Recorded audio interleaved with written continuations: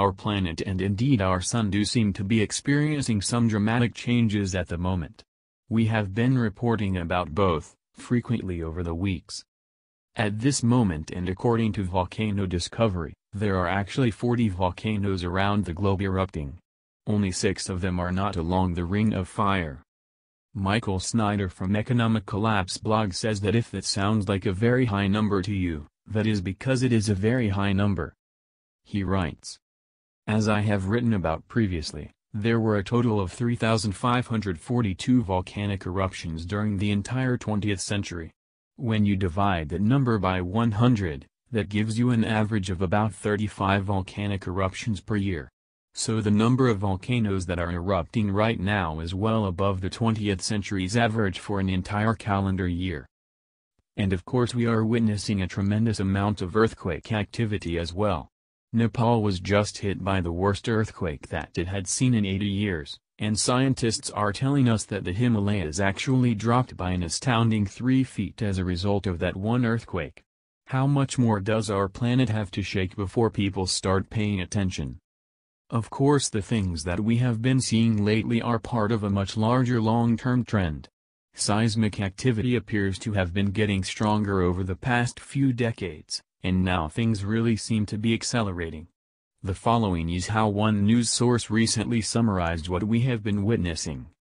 If it seems like earthquakes and erupting volcanoes are happening more frequently, that's because they are.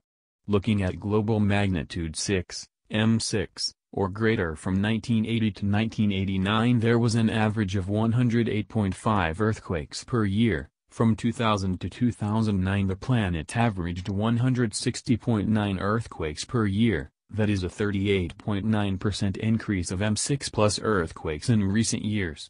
Unrest also seems to be growing among the world's supervolcanoes. Iceland, which is home to some of the most dangerous volcanoes on the planet, Santorini in Greece, Utaruncu in Bolivia, the Yellowstone and Long Valley caldras in the U.S., Laguna del Mal in Chile, Italy's Campi Flegrei, almost all of the world's active supervolcanic systems are now exhibiting some signs of inflation, an early indication that pressure is building in these volcanic systems. But of course most Americans are never going to care about any of this until it starts affecting them personally. Well, perhaps they should start paying attention to the warning signs. In recent weeks we have seen significant earthquakes in Michigan, Texas, Mississippi, California, Idaho, and Washington. In addition, it is being reported that pressure is building in dormant volcanoes in Arizona and California. Just because we have not had a killer earthquake or a large volcanic eruption in the U.S. in recent years does not mean that it will always be that way. Right now the entire planet appears to be waking up, and this especially seems to be true of the Ring of Fire. If you are not familiar with the Ring of Fire, just imagine a giant ring that runs around the outer perimeter of the Pacific Ocean.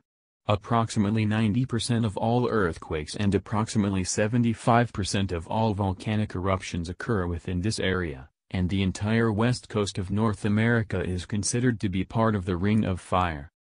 For so long, the West Coast has been incredibly blessed not to have experienced a major seismic event.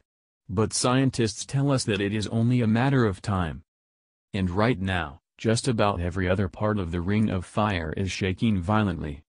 For example, a magnitude 6.8 earthquake just hit Japan on Wednesday.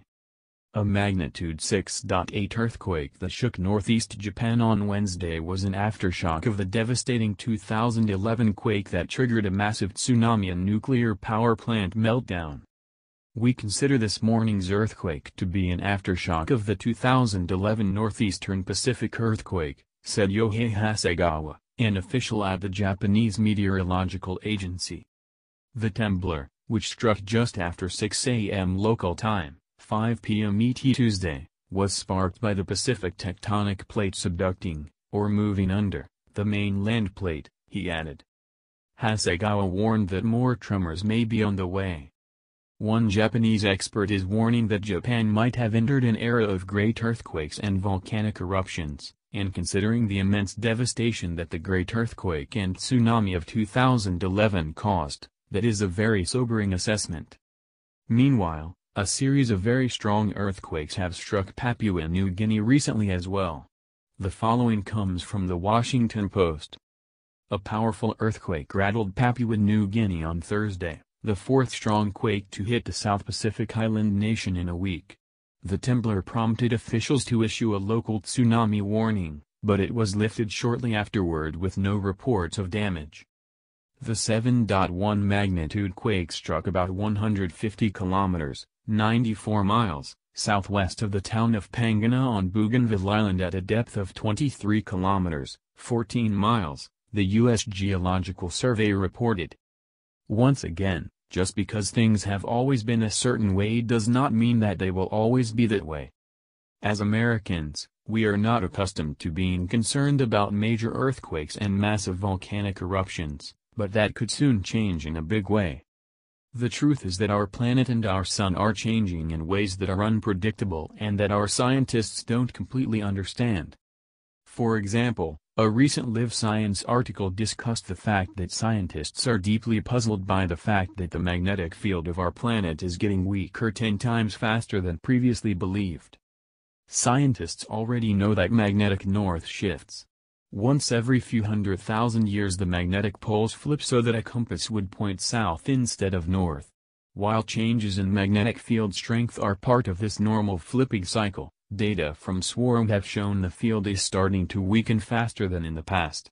Previously, researchers estimated the field was weakening about 5% per century, but the new data revealed the field is actually weakening at 5% per decade, or 10 times faster than thought.